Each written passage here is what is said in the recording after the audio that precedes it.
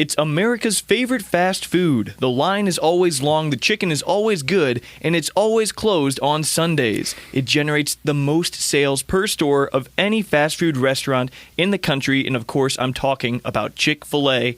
And today, I'm talking with Justin Whitefoot, the owner and operator of Chick-Fil-A here in Normal, Illinois. Justin, welcome. Paul, thanks so much for having me today. It's a pleasure to be here with you. Hey, the pleasure is all mine, and that's something you hear a lot in the Chick-fil-A drive-thru, and we'll talk about that in a second, but first, I said you're the owner and the operator. What exactly does that entail? Yeah, that's a great question, Paul. And at Chick-fil-A, we do use that term owner-operator because we have what we look at as a dual role. A lot of times in business, you see somebody as the owner. They might not ever be there. You might have an owner that never sets foot inside that store. And at Chick-fil-A, that's something that we don't want to see because we know part of that great experience that we're trying to give our guests is somebody that cares.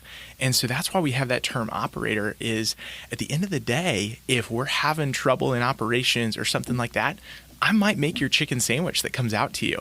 And my team knows that, and we're really big in making sure that we are always serving our guests well. So I got to play that role of business owner, but also operator. So I would say for me, what that looks like for a week, I'm usually at my store at least 40 to 50 hours, if not working from home a little bit more, because we're passionate about supporting our team and giving our guests a really great experience. So that's why we kind of have those two titles there. Interesting. Well, because if you look at McDonald's owners, which is, you know, these franchisees or franchise owners or whatever they're called, a lot of the time they don't spend hardly any time in that in McDonald's. They're more so are adding it to their business portfolio. But that's not the case with you. You might as well be an employee, it sounds like. Yeah, and there's some like different lines there that we always look at with Chick-fil-A, and it at times it can look like that on the surface, but what Chick-fil-A and Truett, our founder, was so passionate about was that great experience that he never wanted to have that opportunity for an operator to maybe say have 15 locations spread across a couple different cities, because the reality of you being able to build a relationship with your team or even your guests, it's just not there, right? I actually, fun fact about me, I actually worked at McDonald's when I was in high school. I never met the owner. I think the owner owned like maybe 5 different McDonald's. And that's not necessarily inherently good or bad, but we know this. If that owner was really passionate about certain things, I didn't know that because I never met him. I never saw him. And so that's one thing at Chick-fil-A. We want to try to make sure that everybody comes and gets a little bit of that almost mom and pop experience, which is kind of where Chick-fil-A really grew out of, which we maybe talk about the Dwarf House at some point with Chick-fil-A history, but we want that personal experience. And so at times it can almost look a little bit more like employee, but Chick-fil-A gives us a lot of liberties to be able to make great business decisions inside our business. Obviously, we have guardrails inside of that. I can't just add something to the menu that you can only get at Chick-fil-A Veterans in College, right? Because that's where you start to erode a little bit of the trust and the experience with the brand. But as far as like different decisions for my business, things that I might think will work better, they give us a lot of liberty to be able to do those things. So we always like to say, hey, we own the people, but Chick-fil-A owns the building. And that's a little bit of how it works. Interesting. Okay, so you mentioned something about the Dwarf House. You mentioned something about the founder of Chick-fil-A. How about we just go ahead and jump into the origins of Chick-fil-A? Where does it come from? Where did it start? What are its core values even? I'll let you take the mic. Yeah, that's a great question. And we'll have to make sure I don't go too long with this answer. Sure. So let me talk for a minute about Truett Cathy. So I'm sure a lot of people may recognize that name, but maybe not. Truett's no longer with us. He now has a second, third, and the Cathy family is working on the 4th generation, is what we like to say. And it's still a privately family-owned business, which is one of the things that makes it really unique. And Truett originally just wanted to start a restaurant. So he had come back and started a restaurant with his brother, Ben. They originally called it the Dwarf House Grill. They started it. It was in just outside of the Atlanta airport. It was close to the Atlanta airport, and then also they had a Ford car factory down close to it.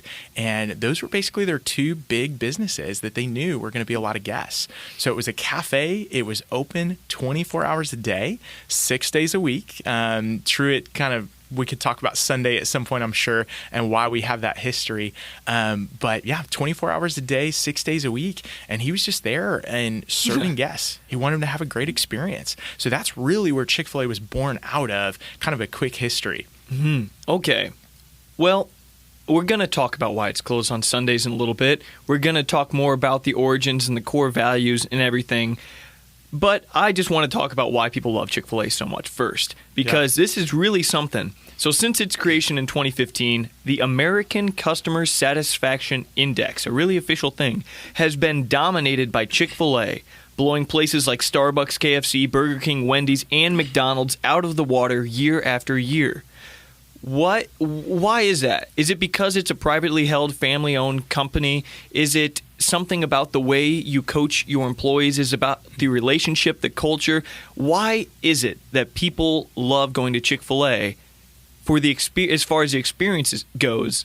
Why is it they love that so much more than the other places? Yeah, that's a great question, Paul. And I think really we could narrow it down to a couple things, but I think there's a lot of different aspects that really affect us being able to perform that way. And here to say we're so proud of our brand and our teams. At the end of the day, please hear us sing the praises of our teams, because right now while I'm here with you, my store's still open. And we know we're just a couple blocks away from that, but my team is serving guests right now, trying to make that great experience and that customer satisfaction index a reality. And they're the ones that really hold up our brand. And so I think going back to, hey, why are we able to be so successful? I think it comes down to the fact that we are privately held. We get the chance to make some different decisions. We don't necessarily have the pressure of shareholders and quarterly numbers, different things like that are always kind of looming in the next quarter. And so, I don't know a lot about the Chick-fil-A Inc. aspect of stuff, but I know that's one thing for me as an operator I really appreciate. We're not necessarily making decisions that we feel like might be short-sighted when there's a better one that could be there in the future. Right. And then I'd say the other thing really comes back to that owner-operator model. I truly believe if I'm not there in my business and I'm not the one being able to cast vision, connect with my team members, grow them, that there over time we'll start to see a decline. Now, hear me say, I do not think I'm the key crucial aspect of my business. I have so many great leaders that serve with me, and many of them do so much to elevate our business and make it the experience that it is. But I think some of it comes down to the fact that we do have that owner-operator there that is tied to the business and really cares about how it's doing. And having somebody like that is there does a lot of special things for the team, the business, and I think the guests as well. Well, you said that, for the sake of being humble, you won't say that you're this crucial aspect as the owner and operator to the success of Chick-fil-A in normal, but the weeding out process, from what I've heard and what I understand, this selection process for owners and operators is really, really difficult. It's difficult to make the cut. Statistically, it's harder to become a Chick-fil-A owner and operator than to get into schools like Harvard and Stanford. So you are of the elite few, I'll say. Do you think that process, being as stringent as it is part of the reason that Chick-fil-A has the success that it does? And then maybe you can tell me about your experience in that process. Yeah, I would say absolutely, Paul. It is highly, highly competitive. And hear me say, I feel so blessed to have made it to this position and this point. It was definitely, for talking a little bit about my story, it was a dream for a long time, and it was a long journey. And it wasn't easy. There were a lot of hard times that I'm sure we can get into. But I would say that selection process plays a very crucial role in being able to do it. Our Chick-fil-A Inc. is awesome. Our selection team is great. They truly are looking for the best people that have a lot of passion for both people and results, because we know to be great in business, you have to be able to do both, right? We can't just have people that love the Paul Garcia show, but it's like 10, because that's not a very successful business model. You want to have people that love the Paul Garcia show and it's growing, right? We're getting more listeners, more viewers. And so that's what Chick-fil-A is always looking for. Who are these people that we believe we can trust with our business that are both going to love people well and grow great teams and also get those good results? How did you, maybe we'll start from this. Yeah. why did you decide and when did you decide that you wanted to be an owner and operator and be so closely involved with Chick-fil-A? When did that happen? Because you look like a young guy. Yeah. So how long ago was that? That's a good question. So for me, my Chick-fil-A journey started back in about 2011. Okay, so fun fact about me, I grew up in Nebraska. Nebraska didn't have Chick-fil-A till about, it was like 2011, 2012, 2013. And so growing up, I knew what Chick-fil-A was because I'd see commercials on TV, I'd see the cows, but I never had it. I never had it on vacation. You know, honestly, I come from a little bit of a humble family. We didn't travel a ton when I was younger. If we did, it was usually within driving distance. And we just didn't have Chick-fil-A as a big brand in the Midwest at that time. So in 2011, I had my first experience with Chick-fil-A in Colorado. I don't remember which store it was, but I had a good friend of mine who knew Chick-fil-A a lot better than I did. And he told me, you're going to love this place. We're going to drive 20 minutes out of the way. We're going to go get some Chick-fil-A. It's going to be amazing. And I was like, okay, this sounds good. We were actually coming back from a ski trip, getting ready for the next semester of college. So I was kind of ready to get home and just rest up a little bit before the next college semester was going to start. But we ended up driving 20 minutes out of the way, stopped at a Chick-fil-A, and we stopped for breakfast. And I got to be honest, Paul, I love our breakfast menu. I did not love it back in 2011. My friend told me, you got to get chicken, right? Makes sense. Chick-fil-A, got to have it. And you've got to get Chick-fil-A sauce. And so I think I got a chicken, egg, and cheese biscuit, and I got hash browns and Chick-fil-A sauce. To this day, I still do not recommend people putting hash browns in Chick-fil-A sauce. If you love it, great. Our Chick-fil-A sauce is amazing. I don't think our hash browns pair the best with it. But I had my first experience. We got back in the car. We were driving back to Nebraska, and he's like, so, man, what'd you think? Right? He's ready to just hear me sing the praises of Chick-fil-A. And I was honest with him. I said, Matt, like, the experience was awesome, right? The person that took our order, the hospitality was great. I just was not sold on the food at that time. And I kind of told him, I said, this is what I thought about it. I thought eating chicken for breakfast was a little bit weird. I thought the Chick-fil-A sauce was a little bit weird with the hash browns. And he took the next 30 minutes of the drive, and he told me every single thing about Chick-fil-A that he loved and made it different than other brands. What stuck out to me more than anything in that conversation, Paul, like 15 minutes in, I'm like, I've never heard anybody defend a brand like this, let alone a quick service restaurant. Right? Like out of all the brands that we're gonna stand up for, it's probably a bigger brand like Apple or Nike or something like that. But he was just defending Chick-fil-A. And what stuck out to me in that conversation was like, wow, there's really a lot of people that love this Chick-fil-A. Like, I got to find out more about this. So that kind of springboarded into me having as many Chick-fil-A experiences as I could. And really, to answer your question, what got me into Chick-fil-A? It was my great friend, Matt. And then also many experiences at different Chick-fil-A stores, seeing the pursuit of excellence and just trying to make that guest so satisfied that really brought me into wanting to even try to get in business with Chick-fil-A. Right. I mean, I love Chick-fil-A. I love the food. It's delicious. I go there for the chicken sandwiches, the fries, and the ranch. Awesome. Great place right here in Normal. I go there every single week, minimum one time. And this is not sponsored by Chick-fil-A, by the way. But I think almost half the reason I go there and continue to go there is the excellent service. I love it. I look forward to it. I leave happier than I came in because those employees are so friendly.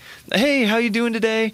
Like, oh, doing good. Okay, what can I get a name for this? And then they're just smiling like crazy. And one time, just the other week, I asked one of the employees, I'm like, because I was waiting for my food, and I said, so do you like working here? They said, I love it. It's actually, and this is not a joke, it's actually the highlight of my life right now. I'm like, wow. Whoa. And I'm like, and I look back, behind her is a bunch of employees in the window, and they're smiling. And they're like, they don't look miserable. I'm like, this is odd to see at a fast food restaurant. So my question to you is, what differentiates you from places like Taco Bell, McDonald's, KFC in the training process of these new employees that produces such friendly, kind employees that love what they do and they show that love to the customers? What do you do in the training process differently? I love pizza, especially pizza from Marchelloni's Pizza in Fairbury, Illinois. Experience Marchelloni's Pizza and their famous cheese nuggets for an amazing price when you order today. If you call them up at 815-692-4602 between 4 and 5 p.m. and order a pizza, you will get the second pizza of equal or lesser value for free. Restrictions apply. You can even pick up that order after the 4 to 5 window and still get that happy hour discount. As a pizza connoisseur myself, I will proudly say that my favorite barbecue chicken pizza comes from here, so check them out. 815-692-4602 and pick it up at 405 East Locust Street in Fairbury. They're open 7 days a week from 4 to 9 p.m. If you're a business owner who wants more business, you need a great website. It's where people first interact with your business. That's where Brand Buddy out of Pontiac, Illinois comes in. Brand Buddy makes your entire online experience a breeze. Whether it's building a fully functional and visually stunning website with custom tools and buttons, or designing sophisticated advertising campaigns, Brand Buddy is the one-stop shop for your business. At Brand Buddy, an expert developer will listen to your needs and visions before building what you need. If you want to boost business and grow your online presence, call or text Brand Buddy today at 815-743-3074. Yeah, that's a good question. And let me first off shout out other quick service restaurants, Paul. Like because it's my job, I'm a quick service junkie, I would call it. I love going out to eat. I love going to places like Taco Bell and some of those places, and they do a really good job. They do. I think what we do differently is I truly think one of the things that it comes back to, and I know we're still probably going to touch on this, is being closed on Sunday. It's just a bit of a different business model. We can pull a lot of different people that know there's one guaranteed day off. Because in the quick service world, in the restaurant world in general, most of the time you're open 363, maybe 364 days a year. At Chick-Fil-A, we're actually only open about 311 because we have some holidays off and other things. I think that's a bit of a different business model that's helped us with what we would term our talent pool. The other thing that we do is we try to create as great of an environment as possible. What's inside of our control, to make it a great place to work, to make it a place where people actually enjoy coming to work. Because, man, when people love their job, absolutely, it's crazy. They're going to serve somebody else better, right? And so we always, a tagline that we have in Chick-fil-A is we say, cared for team members, care for customers, right? So if we can care for our team well, they're going to care for customers well. And a lot of that comes back to selection and just looking for people that love people. And then from that point to your talking about training, I don't think there's anything super magical or different that we do with training, but I think a lot of it is just the care and intention of training. I think sometimes in businesses it can be hard to actually set aside time for that. And we try to always stay just a little bit overstaffed so that we have time to really train those team members well and teach them how to care for our guests. Interesting. A few things you said that were interesting is you'd like to say stay overstaffed. That doesn't sound like a penny pinching type of business. If you want to stay overstaffed, well, it seems like you care about the customer. I think that's what pays for being overstaffed. Yeah. And again, you have more sales than any other fast food restaurant every day, per capita, and I just in general, I guess. But anyway, how do you care for your employees? You said cared for employees, care for customers. How do you care for them? Yeah. And what does that mean? That's a great question. A lot of it is our leadership. We work really hard on selecting leaders. Many of them grow up inside our restaurant, start as a team member, and gain leadership abilities. But we work really hard on making sure our leaders are great. Because if we're being honest, most people, when they have a job, it is that direct manager or leader that is, in a way, a make or break for them.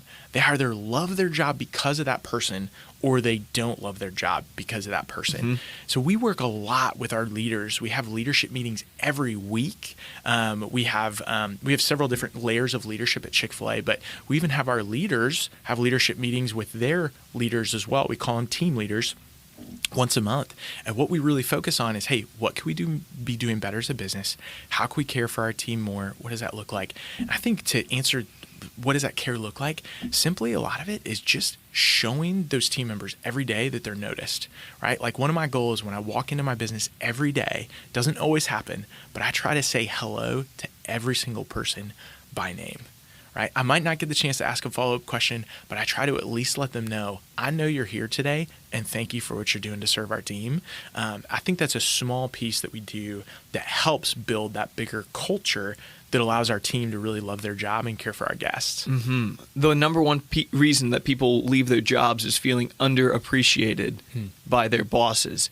So do you take any time, or do you care to show them that they're appreciated as well? Or is that part of, calling them by name? Or is there anything else that you do? Because I tell you, it's mysterious why they are so positive and friendly. Yeah. Do you really think it's just saying, hey, by name? Or... No, it's definitely not that. Okay. We know that's a small piece of it. We talk a lot about our culture, and culture is such an important and crucial piece of business, in business. And I think the best way to describe culture is when you walk into a business, it's what you feel. Right? We can feel the culture of a lot of different places. If we walk into different businesses, walk into schools, and walk into a concert, you can kind of tell just from the energy what it's going to look like. And so I'd say there's many, many aspects that affect that culture.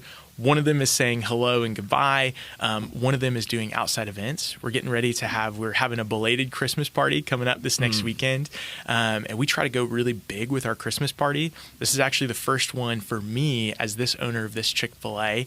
And so we've got like a PlayStation 5 we're giving away. We're going to give away a used car to try to make a difference to one of our team members. We're giving away a lot of gift cards, just some different things that help them know that they're really appreciated. That's not like any restaurant Christmas party I've ever been to. You giving away cars and PS5s, and wow. Yeah. Let's say this: it's not a brand new car, definitely not. Sure. But is it going to make a difference for one of our team members? Absolutely. Wow. Okay, so what's maybe the motto of Chick-fil-A? Like, do you have any core values that you'd like to talk about? We've alluded to it a little bit. Yeah. But tell me about the core values, and then we'll talk about being closed on Sunday. For sure. So let me add one piece to the core values, and that would be our mission. One big thing that I am really passionate about just in my life, but then also with my team, is just pursuing excellence. It's something that I feel like I've developed on my own throughout my life experiences. But if I'm to attribute it to stealing it from like one or two people, I would say let's go three. Stealing it from Truett, stealing it from Horst Schulze with the Capella Hotel Group and the Ritz-Carlton, and then stealing it from John Wooden, the famous basketball coach, UCLA. All of those guys are so passionate about just pursuing excellence in anything and everything you do. And that's one thing we talk about with our team a lot, and we're going to talk about even more in 2023. No matter what, let's pursue excellence, because if we're pursuing excellence as a business, that's also going to help grow our team members, whether they stay at Chick-fil-A for a long time or whether maybe it's just a high school job for them. Whatever it is, we want a team member to be better when they leave us than when they came to us. And so that's one missional value that I would talk about. But we do have we have 6 core values that we talk about as well, and we break them into heart, mind, and then hands. And so with heart, we have compassion and positivity that are always 2 core values that we talk about. With mind, we always talk about growth mindset. And then ability to coach are 2 really important things for our business. And then with hands, we talk about work ethic and teamwork. And so those are our 6 core values that we talk about in the business. I think this last year, we maybe faltered on those a little bit. I'm excited to continue to talk about those even more the next year of business, and just focusing on those 6 things, because if we can do that, our team is going to be able to do a really good job at serving our guests, and it's going to benefit our culture as well. Mm-hmm. Right. So do you live that out every day at the Chick-fil-A here in Normal? How do you become more excellent? How do you reach excellence as a restaurant and as an employee? What does that mean exactly, and what does that look like? Yeah. I would say more than anything, it's an attitude and it's a mindset. Right? Okay. I think pursuing excellence every day, and stealing a lot of this from John Wooden, there's nothing monumental that happens at Chick-fil-A every day, right? There's no like crazy thing that goes on that makes a huge difference. But what it is the consistent pursuit of that, and helping our whole team be on board with all of those things. And so, that looks like whenever we have a coaching conversation, we're going to go back to our 6 core values, right? If we have a team member that's not doing something well, we're going to try to tie back to those 6 core values kind of as a foundation, so that we can coach that person. And so I think there's consistency there. And we know that excellence lives inside consistency, right? Like if you and I want to be really good at going to the gym and maybe getting stronger, consistency is a huge part of that battle towards excellence in going to the gym, right? Just showing up every day, regardless of whether it's a great workout or a horrible workout, right? Maybe you only work out for 5 minutes, but man, you made it to the gym and there was some consistency there. So I think consistency is probably more the key towards that excellence than anything else. But your team has to hear it as well, right? We can't just say we're pursuing excellence and that's all we say. We got to talk about, hey, in this situation, we didn't pursue excellence because of this. Or in this situation, we did pursue excellence because of this. I love it. I love it. That's pretty inspirational. You know that? I really like that way of looking at things. It's evident that you look at great leaders such as John Wooden and the other people that you named, and I think that's why Chick-fil-A, and especially this one in Normal, does so well. I love that insight. And now, we've dodged a question so much. Why are you closed on Sundays? Great question. So this goes back to the Dwarf House Grill originally opening. So it opened on a Thursday. And Truett, if I remember the story right, basically worked all day Thursday, all day Friday, and all day Saturday. Remember, Dwarf House Grill was open 24 hours a day. So you're looking at this guy working 72 hours straight. And he kind of said, you know what? We're going to be closed tomorrow. You know, they'd only been open 3 days. Like, it's a brand new business. No one's going to get mad at them. And especially, I'm forgetting the year off the top of my head. I think it was back in the, I think it was 1946 when Truett opened the Dwarf House Grill. You know, it was a lot more common for businesses to be closed on Sundays back then, just to have that reservation for family, you know, worship if you choose, but it's just a day of rest. And that's where it came from. Truett had worked those 3 days and he was like, we're going to be closed tomorrow. And it's been something that our business has continued to follow ever since. And it's a time for our team members to do what they choose. Like, I love having Sundays off where I don't necessarily have to be worried about what's happening at the restaurant, because restaurants, they're hard. Oh, right? yeah. It's not easy. It's a grueling pace. It's a grind. And we even say that inside a business model. Like if we go to, a mom and pop shop inside, Bloomington Normal or a bigger restaurant, it's hard to continue to pursue excellence for guests. And so it's awesome having that one day where our team knows no matter what, they get a rest and they don't have to worry about the business for the day, but they can focus on other things. Mm-hmm. Okay. Well, being that it's Sunday, that is a day of rest. It sounds religious. It sounds Christian. Yeah.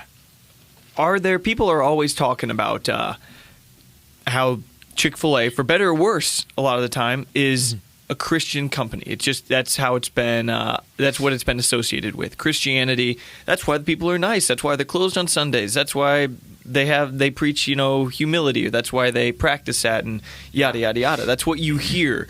But you tell me, set the record straight. Is Chick-fil-A founded on Judeo-Christian values? Yes or no? And maybe feel free to elaborate on that if you'd like. Yeah, that's a great question, Paul. And we definitely understand there's a lot of understanding around that, different guest beliefs.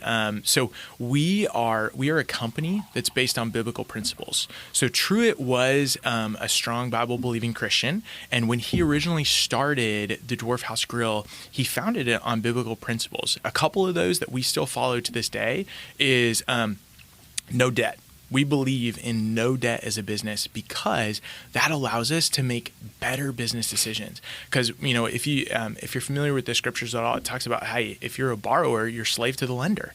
Yeah. And so that's one of those things is Chick-fil-A, like, hey, we just think it's a good business principle to not owe money to anybody because then we get to make our own decisions. And it's crazy how that's laid out clearly in the Bible. And if you ever listen to Dave Ramsey, he's huge on these principles. And they work. It's funny how they work after 2,000 years plus. But anyway, sorry, continue. Yeah, no. And so, one of those other things that the Bible talks about a lot often is just treating people well, right? Like we just talked about our team, like our team holds up our guest experience. We want to treat them well as possible.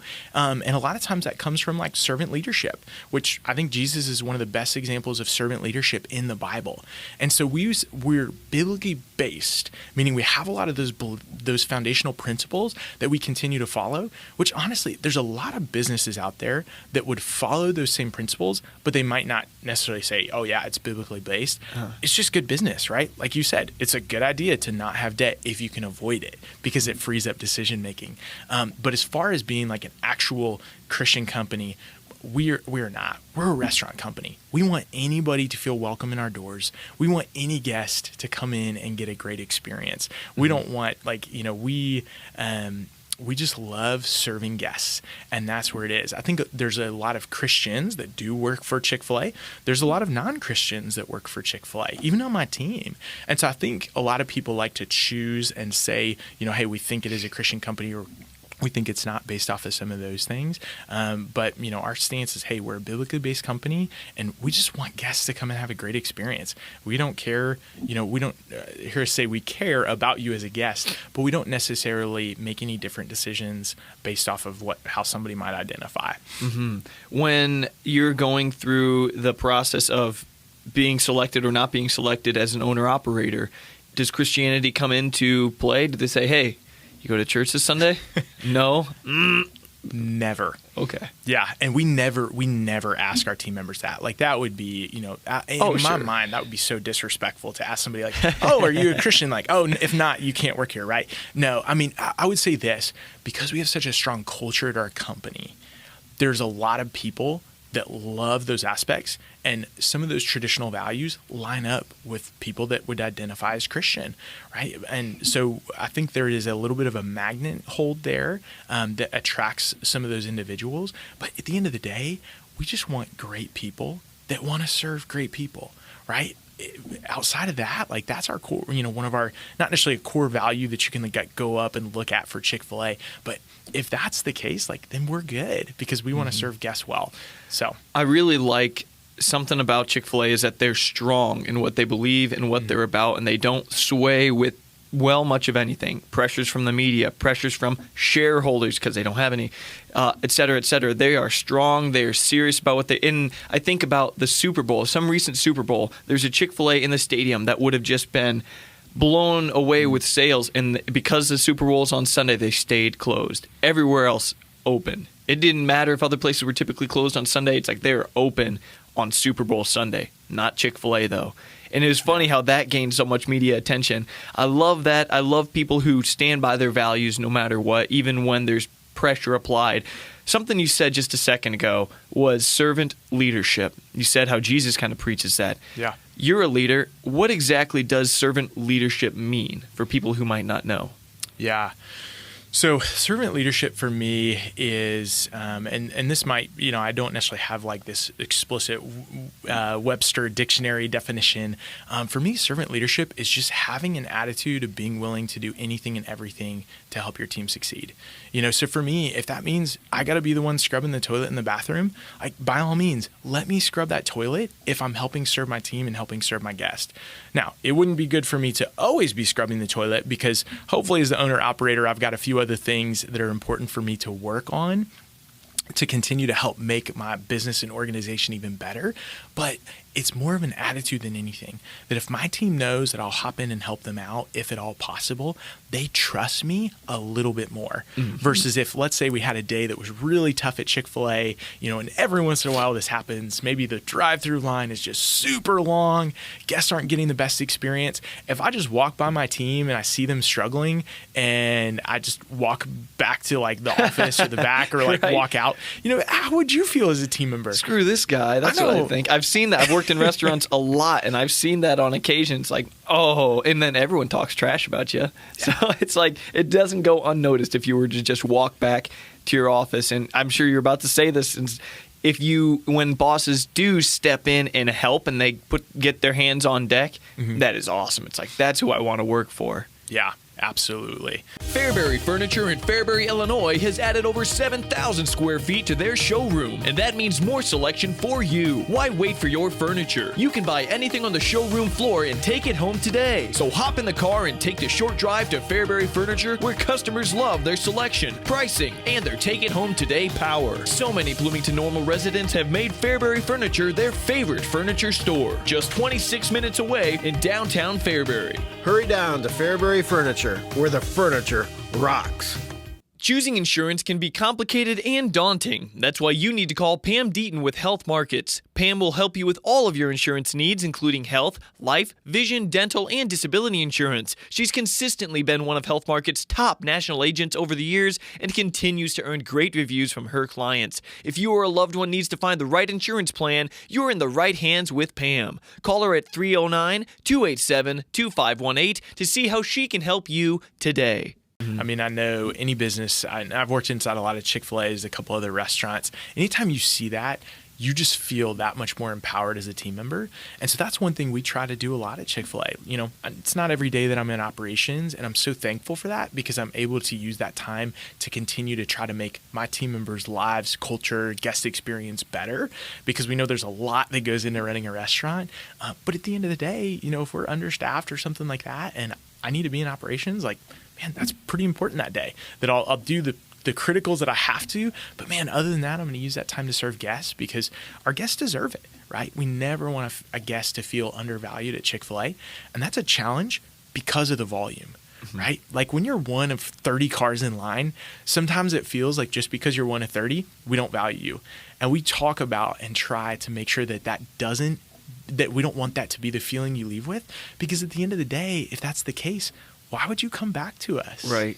Right. And so we try hard to make you feel like one of one as opposed to one of 30. If you go to a restaurant, you'll forget the quality of the food. You'll forget what you ate even, but you'll never forget the way that place made you feel. Oh, that sticks so with true. you. And there's something interesting. I want to ask about your drive-through system even. Yeah. You pull up and the line is long. There's two lines and they're both packed and they're both long. But right when you pull up, there's like 3 people that you're going to talk to throughout the line, but when you pull up, someone says, "Hi, how's it going?" And it's like, "Oh, hi." You feel seen, you feel heard, you feel valued. And that's amazing. That's why I return, no doubt about it. It's highly emotional, highly psychological. It's great. And they smile at you. Not only that, but at your place anyway, they're standing there. They're physically right there. Whereas, you know, not to bash on Taco Bell, but I go to Taco Bell a lot too. I'll go through their drive-through and it's like, "What can I get you?" Through a speaker that sounds like junk anyway. And I'm like, "Oh, I didn't even know you." Like, I don't see anyone. It's just so impersonal. You don't feel valued at all. And then it's like, "Please pull around." Or not even please, it's just pull around. So there's just a huge contrast between Chick-fil-A's drive-thru and a lot of other drive-thrus. And I know that you don't want to bash on those places much. And you even like going to them as well. Yeah. All that said, I want to ask about the drive-thru system. It's designed in an interesting way, and maybe you can tell me, how is it designed firstly, and why is it designed that way? Yeah, that's a great question. I'm going to try to answer this, Paul, and let me know if I answered it right or Okay. didn't quite answer it in the way that you wanted me to. So, you know, our system is designed to really, at the end of the day, be mobile. If we're tied to a speaker box, I can only talk to you when you're right in front of that speaker box.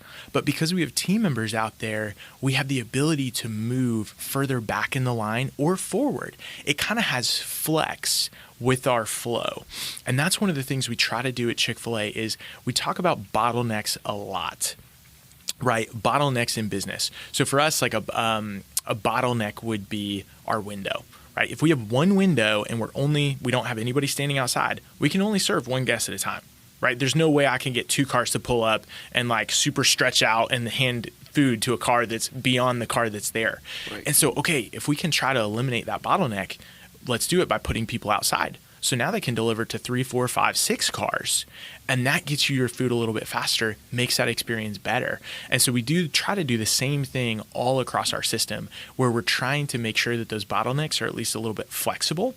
And then we have some time, if we see one of those bottlenecks starting to shut down, that we can go send some people there to try to help smooth it out before it really hurts us. But I would say one of the biggest things we do in our system to try to make sure it's good, we just make it flexible so that we can do different things so that it's not tied to one speaker box, one person, all those things. Mm-hmm.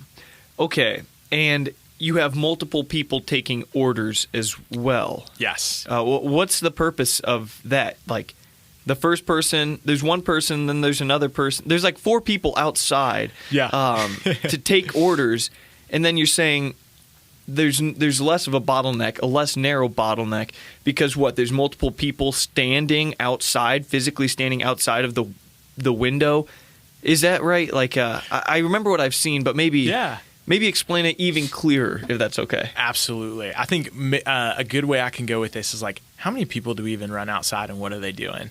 Right? So when you pull into our drive-through line, we usually have anywhere between 4 and 6 order takers, especially if it's what we call a peak time. So if you come through in the afternoon, we might only have 2 outside.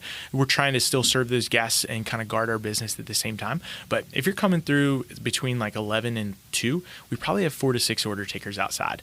All of them are designed to help give that guest a great experience, make you feel like you're getting a good amount of time, and that we're not just hurrying you on to the next thing, right? We know one of the dichotomies of that's a negative is you don't always have a menu right in front of you. And just to let any guest know, if that's a little bit frustrating for you or you feel like you're pressured, take your time. We're not waiting on you to hurry through the order. You can ask for a menu. We will find a way to make sure we get you the access that you need. Because I know that's intimidating sometimes coming to the Chick-Fil-A drive-thru. Maybe you don't know what you want or you want to try something different. And then all of a sudden there's somebody right there by your window. You're like, yeah, just take the number 1. Right? 'Cause maybe that's what you're used to. Take some time. Let us know. We put multiple order takers out there so that we can take time with our guests. Right. Because we want it to be accurate. We want it to be a good experience. And also something you do that I love is you have multiple menus up. You do have menus on like the pillars. Absolutely. And so you see the menu, the same menu multiple times over. And I think that's great. I've always thought it's like Taco Bell has one menu and you have to wait 10 minutes before you finally get your shot to look at it. And while you're looking at it, you're expected to order at the same time. It's like that's a big menu. Also, you guys don't have a humongous menu, which is great. Yes. People think they want tons of options. They don't. That's anxiety inducing. That's stress inducing. It's like too many options. Absolutely. No, I just want to say that is brilliant from a psychological standpoint to have a small menu that rocks and you just keep refining that. And it seems like you're in the game of continual refinement. You're just getting your systems better and better, more and more efficient, more and more polite. Hey, you're pursuing excellence, I guess. Isn't that what that's all about? Absolutely. And we talk about with that, Paul, pursuing excellence, a lot of times it looks like reinvention. Right? We have to continually reinvent ourselves as a business because guest expectations change, right? Like let's say, I think one of the biggest reinventions we've had outside of our drive-thru in the past 10 years has been mobile apps, right? Some guests just want to be able to come in, don't really want to interact with anybody, grab their food and go. You know, we love that personal connection. We would appreciate, we hope we can still say hi to you and make that experience feel good. But hey, if you're in a hurry, we totally get that. And so enter in Chick-fil-A app that you can download. You can actually place your order anytime. You could wake up 6:30, you know you're going to Chick-fil-A for lunch. You can spend as much time as you want looking at the menu. You can place that order and classify it as drive-through or mobile carry-out. And then when you get close to our store, then you can hit that I'm here button. I guess you can't in the drive-through. We have to pull that order up and push it through just to make sure it's fully accurate for you. But like mobile carry-out, 2 minutes before you get to our store, hit that I'm here button. By the time you get inside, it's going to be either ready or almost ready. And that's a little bit different than some places. Most places, like let's say I use the Starbucks app a lot because I drink some coffee. I got some great coffee right here. Thanks to you, Paul. But when I place my order at Starbucks, it goes right through. They're making it right then and there or a little bit after. If I don't show up for 20 minutes, then my coffee's either a little bit hot or a little bit cold based on what I ordered, and that's kind of my own fault. We try to make sure that doesn't happen for our guests, so we don't actually make it until you hit that I'm here button because let's say this, our waffle fries are awesome, but waffle fries that are 10 minutes old are not awesome, right? Like they lose a lot of that value that you love. And so we try to make sure as much as possible when you come in, we can meet that order with you right there or a little bit after so that you still get a good eating experience. But we know some people value their time a little bit more than great food. Right. Some people value their time and also they value not talking to people. Some people are very socially anxious, I know people that are like, you've got to order for me. I'm like, order for you? What the? But anyway, that's a different style of thinking, I guess, that I'm not used to. But some people are very much like that. I wouldn't host a podcast if I were scared to talk to people. But you mentioned some early on about struggles that you've had, maybe with Chick-fil-A, maybe in your own life. I'm not really sure. But everyone likes a good story of struggle and perseverance. So if you wouldn't mind, can you tell me about some of the struggles you've had? Yeah, that's a great question. So I'll go back to I'm going to enlarge it over not just like the past year, but the past 6 years. And so I think a lot of people would be interested, how did you even make it to Chick-fil-A? What did that look like? So let me tell a little bit of my Chick-fil-A story and some of the struggles that I had in there. Please. So I originally grew up in Nebraska. I told you my first experience with Chick-fil-A, 2011, my great friend Matthew introducing me to it, and me kind of having something click in the back of my head that was like, there's more to this than meets the eye. I'm just going to file that away. I may never do anything with it besides eat at Chick-fil-A again. Over the next couple of years, I consumed a lot more Chick-fil-A. I ended up being, I had a ministry program that I was a part of, and I ended up being in Jacksonville, Florida for a summer. First time ever I was within driving distance of a Chick-fil-A. Had great experiences there, and that was a summer that like started to kind of solidify in my head, this is like a really cool business, and this might actually be a possibility, right? Because for me, I know I told you I came from just like, I would call my family, middle class. Some might call that humble beginnings, some might not. But it's, I didn't grow up with like millions of dollars that I could just go buy a franchise. And so one of the things that's unique about Chick-fil-A, they have that competitive process we talked about earlier. To buy a business is only $10,000. Whereas McDonald's, it's $40,000, other places $45,000, $50,000. It's a huge thing. Yeah. I've noticed that $10,000, but you have to make the cut, right? You got to make the cut, right? And that's the hard thing. Like I would say Chick-fil-A does it well in this. They want to make sure they have the right person, and they want to make sure that amount of money does not take out a lot of people that would otherwise be qualified. And so, for me, when I found that out, I was like, wow, so this is like an actual possibility. I could do this. At the time, I was going to the University of Nebraska-Lincoln. I had originally I'd majored in science education, actually. So I was a high school chemistry teacher. That is the degree that I graduated with. When I graduated college, I got married to my wife, Jill. She works at the restaurant too. If you ever come through, you'll see her probably up front serving some guests. And we did collegiate ministry for 2 years. So we did a ministry program, served with the collegiate ministry, just to connect with people. We felt heavily impacted by that in college, and that was something we personally wanted to give back to. And ministry means that you went out and about in the world talking about Jesus and the Gospels, or what? Yeah, mostly just on college campus. And so we would meet students in a very non-confrontational way. Like if they were interested in learning more about Christianity or even just life in general, we'd just sit down and talk to them, right? Like it was very, very much like you and I are doing now. It's like, hey, tell me about you growing up. Because college is a very big discovery time for a lot of people, and that can be, make or break in just a lot of decisions that they make. So we were just there available to try to help anybody that was interested in learning a little bit more about Christianity or growing in their faith, or some of those biblical principles of leadership or no debt, different things like that. So we did that for 2 years. And then I was a high school chemistry teacher actually for a year. Where at? Just curious. Yeah, it was actually Lincoln, Nebraska. So shout out to Lincoln East Spartans. I was a high school chemistry teacher there for a year, and I loved it. I loved interacting with students, investing in them. All 3 of those years combined, I loved what I was doing, but I think God was kind of interweaving a bigger story of Chick-fil-A. And like all those things were preparing me for what I believe to be able to be a business owner with Chick-fil-A. And so after those 3 years, I really started, it was that during that third year, I really started looking into Chick-fil-A. How do I get into this? How do I even move through it, right? Because when you look it up online, it can seem like a convoluted process. There's no definite timeline. Sometimes it takes people a year. Sometimes it takes people 5, right? Because Chick-fil-A is looking for the right person. And that's the big difference. And so I was kind of figuring out, how do I even get into this? I didn't really know. And so I ended up talking to a couple owner-operators, just emailed them out of the blue. Can I spend time with you? Can I learn how you got into Chick-fil-A? And I spent time with a guy named Jared. And Jared was an owner-operator at that time in St. Joseph, Missouri, pretty close to Nebraska. I'd been to his store several times, amazing experiences. I just asked him, do you have time? Can you sit down, help me understand this? And he talked to me about something that Chick-fil-A calls their leadership development program. And so this is kind of their, it's kind of just a development program for leaders that can oftentimes end up in getting an opportunity to be a Chick-fil-A operator. And so I learned about this program, and the requirements were 2 years of experience in the restaurant.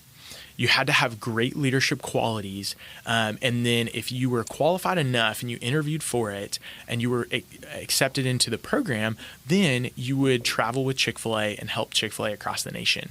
And so when I found out about this program, I was like, whoa, there's actually a path here. And that was what was holding me back for a while. I knew I wanted to do Chick-fil-A. I just didn't feel like I had a path. Right. And so that turned into a path. And so it turned into me looking like, okay, where do I get a job at a Chick-fil-A restaurant? Again, Nebraska really didn't have that many Chick-fil-A's. The ones we did have were very new and new operators. And I really kind of wanted to go, I had three things. I wanted to go with an operator that really had worked with Truett and knew Truett a little bit, because the culture and the history is what I loved about Chick-fil-A. So I wanted to experience that firsthand. I wanted to go to an operator that was great at growing and developing leaders. And then I wanted to go somewhere closer to where Chick-fil-A started, which is Atlanta, Georgia, so that I could be a little bit closer to that culture and history. I ended up getting connected to an operator through a friend of mine. His name is Tim Birchfield, so shout out to Tim, in Johnson City, Tennessee. Tim is an amazing leader. He has so much passion for people. And I literally went down over my spring break as a teacher and I spent time. And when I started that week, my original thought was, hey, maybe in 3 years, might move down here to this restaurant, try to grow and develop, and maybe give it a shot with Chick-fil-A. By the end of that week, after spending time with Tim and seeing how much his leaders loved him and what he'd done in people's lives, I was just asking myself and my wife, why not now? Why should we wait for this? And so I went back, I finished my year teaching, and through a lot of prayer and conversation, we just decided we're going to move to Tennessee and we're going to go work for Tim and hopefully grow and develop into being able to be competitive for being a Chick-fil-A operator. And so there enters one of the hard things. It wasn't popular with my family to choose to go to Tennessee. It's a couple states away. I had a good job as a teacher. My wife was a teacher as well. Things in a lot of ways as young people, they would say, this is a great career. Why are you throwing it all away? But for us, it was the vision of what you could do with being a Chick-fil-A operator, right? So like me as a teacher, I had 120 to 130 students a day that I interacted with, 50 to 55 minutes at a time. And most of that time I was focused on teaching science concepts or different lessons. And when I looked at Chick-fil-A, it's like, man, so you get a team of like 70 to 150 people that you can have an influence and an impact on. You're kind of doing the same thing every day. So you get to focus a little bit more on the people and the guest, not necessarily on making a chicken sandwich, right? Like we don't change the way we make our chicken sandwich. It's not like every week they come in and we go, oh guys, we're doing it this way this week, right? So it doesn't have a lot of variability in the process, but it's the people that makes it fun. So moved to Tennessee. That was definitely challenging and tough for me and my family because I knew we might never be back in Nebraska. But again, it was that bigger vision of having opportunity and influence with our team members and our guests that was like, made it a decision that I was like, I think we have to do this. And so another hard aspect that we went through, and I'll really shorten this because I know I've been talking for a while. No, please. It's a podcast. You're supposed to talk for a while. It's interesting. But I got to let you ask some questions too. Oh, sure. But it was that leadership development program. So I spent 2.5 years at Tim's store. He did an amazing job growing and developing me, and more than anything, giving me opportunity to mess up. I learned a lot of tough lessons at Tim's store. I lost Tim some money. A couple times, more than once, and we're not talking like a couple dollars. And so just again, thank you to Tim for giving me those opportunities to grow and learn inside business. And grew up in leadership and applied for that leadership development program. And I was fortunate enough to be selected, and I found myself, this would have been, I haven't given a lot of years. I was at Tim's store from 2016 through 2018. And January of 2019, I found myself on a flight down to Atlanta to get training for this leadership development program. And therein enters a lot of the other hard aspects and challenges that my wife have gone through. What it looks like to do that program is you are totally on the road. We lived in hotels for 2.5 years, or maybe corporate housing, which is just a fancy way of saying like a temporary apartment that's furnished. So I lived in a lot of residence inns. I see your face. You got a good question here, Paul. What you got? No. It's not actually. I'm just blown away. Really, it's like all this to run a store. Yeah. Like you're running around, your life is not stable. You're on the road so much for 2.5 years, you said? Yeah. And you're bringing your wife along with you. Yep. So we've traveled a lot. We during that 2.5 years, which the program's designed to be anywhere from 24 months to 30, basically. So we did kind of the max of the program. We lived in about 19 different cities during that time. A lot of hotels, and what your role is to go around and help open brand new Chick-fil-A's. They're opening up because a lot of times Chick-fil-A will have operators that have never had experience at Chick-fil-A, right? Maybe they're great business leaders at other great companies. And so now they're opening a restaurant and they don't really know how to do it. The restaurant aspect, they know business super well. They know people really well. And so that's where we'd enter in and try to help give some of that restaurant industry knowledge, training. We'd bring in a training team from other stores that we just like select people that we think are going to be great at training that new team. Excuse me. And so that's a lot of what we would do for the brand new stores. And then we'd also would help run Chick-fil-A stores that were in between owner operators. And so every Chick-fil-A business is corporately owned, the building itself. Okay. And so so whenever Chick-fil-A has an operator that maybe moves to another store location, maybe they retire, we will go in as part of the leadership development program, take control of that store for a period of time, really get the business to where we feel like it's right to pass it off to another operator and then pass it off to them. And so 2.5 years doing that, 19 different cities. We were in as far east as Westbury in Long Island, and we were as far west as Seattle, Washington. Are you kidding me? No, it was pretty crazy. So let me ask you and your wife. Yeah. Was she okay with this? Was she fully supportive, or did you ever have a little something like we're running around an awful lot for Chick-fil-A? Yeah. Like I thought we were gonna, start a family or something like that. It definitely, in some ways it feels like life was put on pause, but in a lot of ways, we just continued to do life well and just take advantage of all the traveling that we were blessed to be able to have while Chick-fil-A was paying for us to be there. Definitely some tough conversations, no question.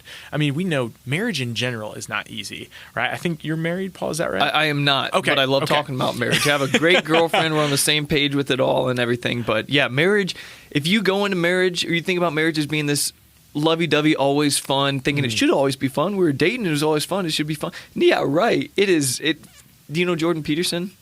I don't think you don't know Jordan Peterson? Okay, anyway. Somebody you got to introduce me to, I think. Yeah. Oh, he's a world-renowned psychologist. He's a huge name guy. Maybe I do. I think I've seen him on social media. Okay, yeah. 12 Rules for Life is his big book. No, anyone who is worth listening to talk about marriage, especially from a Christian perspective, where you have these certain morals and virtues and you live it a certain way. It's like, it's so tough. It's like 80%, 90%, it's difficult. It's work, and anyway. Yes, marriage is tough. Yeah, we could say this: marriage is tough, but marriage is also rewarding. Oh, right? yeah. It's just like business. It's just like the Paul Garcia show. This show is not easy to do, right? Like you had reached out to me twice before I even told you, hey, yes, I can come onto the podcast, right? Like there's some rejection built in there. But man, is this show rewarding? Absolutely. Rewarding for you, rewarding for me, your listeners, 100%. And so to say that my wife and I had some tough conversations during those 2.5 years, 100%, right? Not every day was rainbows and butterflies. I mean, I tell my team, my hardest stretch in that time was we were working at a brand new store not a brand new store. We'd just taken over a store and it was in decent shape, but we'd lost a lot of the team because the operator moved just like 30 minutes down the road to a different store location. Naturally, you're going to go work for that person. They're only 30 minutes away. You've developed a relationship with them. And so we kind of had to hire on a whole new team. And so we enter in to basically being, the sole leader at this restaurant. And man, I think I worked 5 a.m. to 11 or midnight for almost 2 weeks straight outside of Sunday. And that's sometimes what was needed to try to make sure that we were supporting the team and giving our guests a good experience, because you can't just look at a guest and be like, well, sorry, the operator relocated and took some of their team members. Like that's why you got a bad experience today. You would right. not want that if you came through our drive-through, right? And who would care either? Exactly. For being honest, I don't care. So we had some times like that where it's like, was that hard on my wife and I? Oh, 100%, right? Like I came home and rolled into bed at like 12:30, 1 o'clock, waking up at 4:30, getting ready to go to the restaurant the next day. And so there's some challenging and trying times. Now, let me say this, that is not everybody's Chick-fil-A story, okay? And even anybody in the leadership development program, you're at so many different restaurants, different locations. Everybody's story is a little bit different in what you experience. And so hear me say, like, I'll own my story as mine. It's not what you have to do to become a Chick-fil-A operator. There's plenty of people like there's a great guy in Westbury, Long Island. His name is Scott. Helped him open up his store. And he actually came from a background, I forget exactly what company it was, but he came from a food company where he worked in food sales. And he didn't do the same thing to get to Chick-fil-A. He actually was really smart and wise in his business. He was great at working with people. And he looked at what he wanted to do with the rest of the time that he felt like he had working. And he just thought Chick-fil-A was the company to be with, right? Kind of similar, excellence, love those values. He originally comes, I think he went to college at Notre Dame, so he had this, his theme was champion.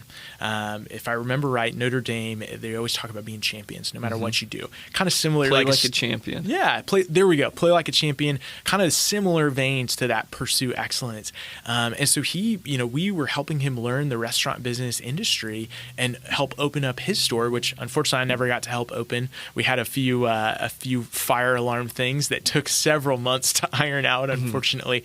Construction's a totally different story, but a great guy that was running a great business. We got the chance to help him learn and grow and do some of those things, and he's an amazing operator now. His store is doing some really, really great things for his guests. If you've been living with an aching back, debilitating imbalances, or any physical discomfort and just want to get back to living a fit and happy life, look no further than InMotion Fitness Center and Outpatient Therapy at Fairview Haven in Fairbury, Illinois. Our highly skilled therapy team will guide you through proven and effective exercises to help you regain your strength, movement, and mobility, all with our renowned level of love and care. Live your best life. Call our therapy team at 815-692-6724 to find out how we can serve you today.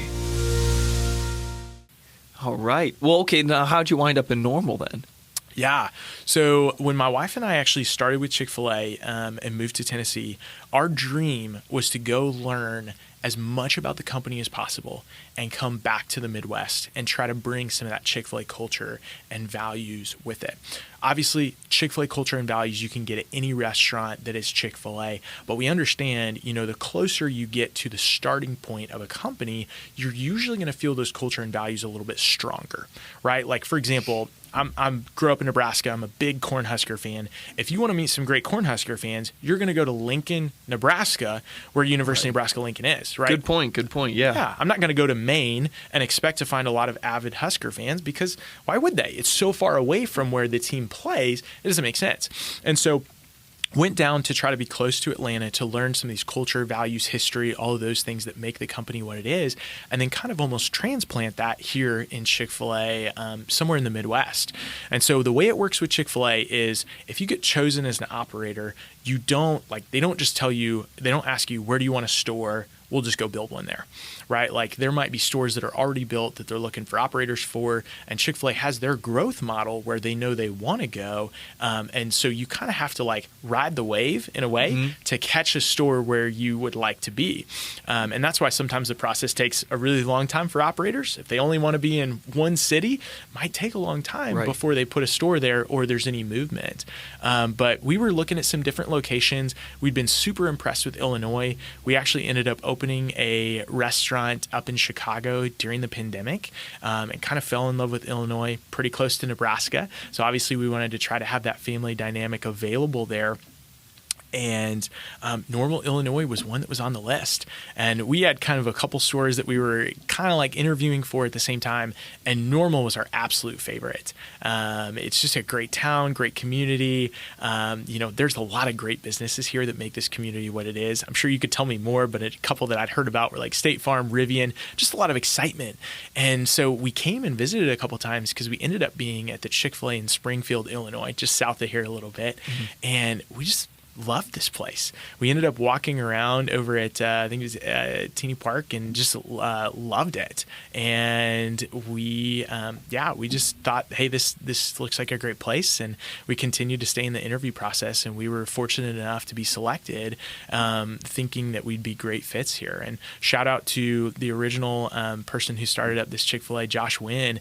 He just did such an amazing job building this business. He had it for the first, I think it was 5.5 or 6 years. And then I recently took over last February. So we're coming up on my 1 year mark almost. Wow. And it's just been amazing to see the great job that he did with his team.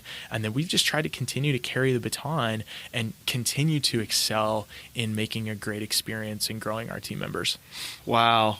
Not even 1 year yet, but man, you've been a big Chick-fil-A guy for quite some time. Yeah. What an incredible story. And as we're getting towards the end of this conversation, I want to ask a few things. First of all, how do you like the first year? How's it been dealing with all these responsibilities and everything that you have to deal with?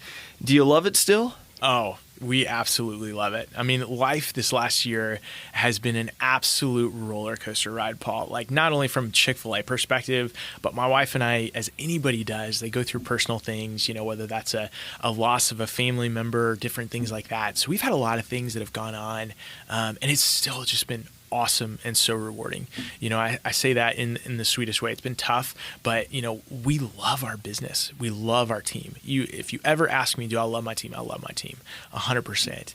And so getting the chance to go in every day and see them grow and develop and learn, like, that is why I got into this business, is being able to help grow those people. And so totally been worth it. Has it been hard? Yes. Is it going to continue to be hard? Yeah. Like, as a business owner yourself, it's not rainbows and butterflies every day. Right? Heck no. People love to see what they want to see with it, right? So, like, if I took a day off and went and played golf, there'd probably be somebody that sees me on the course, if they recognize me as a Chick-fil-A owner-operator, and think, oh my gosh, is this what he does every day? No, it's not, right? That's the rare day in between. So there's definitely some sweet benefits to it, but but not every day is rainbows and butterflies. But man, we have way more great days than not great days, and as long as we keep having that happen, we're gonna be in business for a long, long time. Right. It's like you become a business owner, and in doing so, you agree to endure more pain than an employee, a typical employee would endure, in order so that you can have more rewards and feelings of satisfaction than a typical employee would endure. You're getting your spectrum of feeling pain and feeling joy both go further to the right and to the left. Yes, but it's a great way to put it. And so what does the future look like then for you? What are your plans as an individual, and what do you even think the future of Chick-fil-A looks like? Yeah, that's a great question. So for me, just an individual, I want to continue to become a greater leader, right? Like, I'm going to be with Chick-fil-A for life, unless something crazy would happen, because we all understand life can get turned upside down sometimes. I'm going to be with Chick-fil-A for life, and my plan is to be here, Bloomington Normal, forever.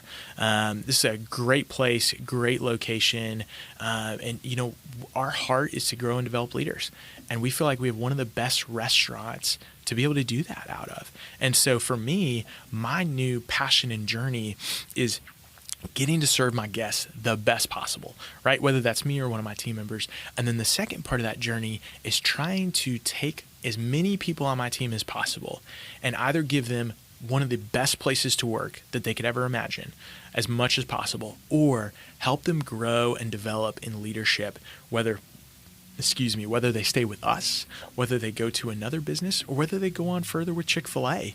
My dream is to try to do what my operator, Tim, did for me, which is create more owner-operators that can go out and have an impact and an influence on other communities, other individuals, and other cities. And so that's what the future looks like for me. It's kind of one of those fun things. If you've ever listened to Simon Sinek, it goes a little bit along with his idea of the infinite game, right? If you're playing the infinite game, there's no end. Mm-hmm. We're just going to keep going and going and going until at some point we stop playing.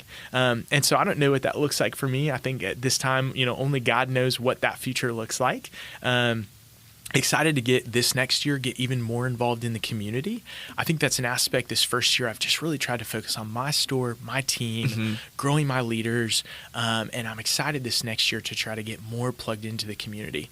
Naturally, I have a huge aspiration for schools, coming from a background of education for my wife and I, and so I don't know exactly what that looks like right now, but I've gotten the chance to speak in a couple high school classrooms, work programs, different things like that, and man, I love connecting with some of those students, getting a chance to share some about Chick-fil-A or leadership, any of those things. And so I would say year 2 for my wife and I is going to look at how do we feel like we have roots? How do we go deeper?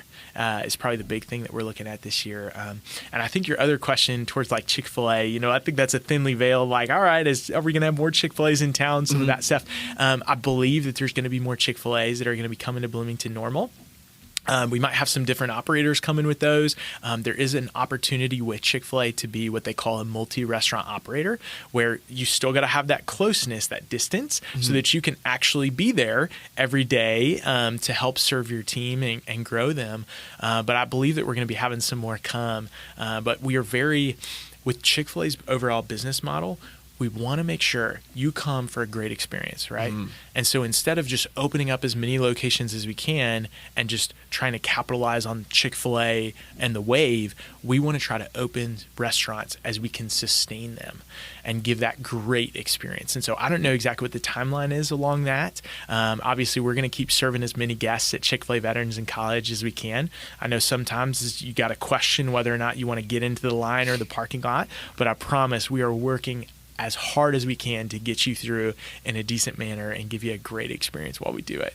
I love it. I love it. The lean and mean growth approach that Chick-fil-A has, they grow conservatively. I think that is the absolute best way to do it. Sometimes you grow too fast at the expense of the dining and customer experience, and you see dollar signs more than hearts and minds, whereas at Chick-fil-A right now, the lean growth approach, you can assure that your customers will have a great experience in the drive-thru and in the dining room.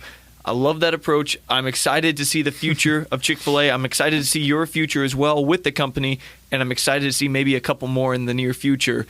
Chick-fil-A's here in Bloomington Normal. But Justin, it's been a great conversation. You're doing great things. You're a good man, and your enthusiasm is inspiring and it's contagious. So thank you so much. Also, you said you love your customers, or not your customers. You said you love your employees, and they love you too. I did some inside research. Every time I go through the drive-thru, I ask a question of some sort, and I asked, what do you guys think about Justin? They said, we love working for him. He's awesome. So I hope that makes you feel good, and it really makes me feel good that you came onto the show today. So thank you for your time. Absolutely. Well, Paul, as we say at Chick-fil-A, it's our absolute pleasure. Thanks for having us. And just shout out to anybody that's listening to the podcast and comes through Chick-fil-A, you especially being, we term them raving fans a lot of times, Paul, thank you guys. It is you that even gives us the ability to have a great business. We try to talk about all the time, at the end of the day, we have to serve our guests, because if we had no guests come through, we wouldn't be able to have a great organization. And so I hope that you feel that. And if not, I hope you hear me say it now. And don't be afraid. If you come through Chick-fil-A, ask for me. I'd love to meet you. I'd love to say hi. I'm not always out in the dining room, but we try to have that community mindset at Chick-fil-A, where you can actually see the owner operator, the face, or if not, interact with my leaders. Again, my team's great. I'll sing their praises all day. And so just thank you to everyone that gives us the opportunity to do what we do every day. We really appreciate it. It means a lot to us. Well, hey, you're welcome. And to everyone watching and listening to the Paul Garcia Show, that was Justin Whitefoot with Chick-fil-A here in Normal. Thank you so much for watching, and until next episode, God bless and have a great week.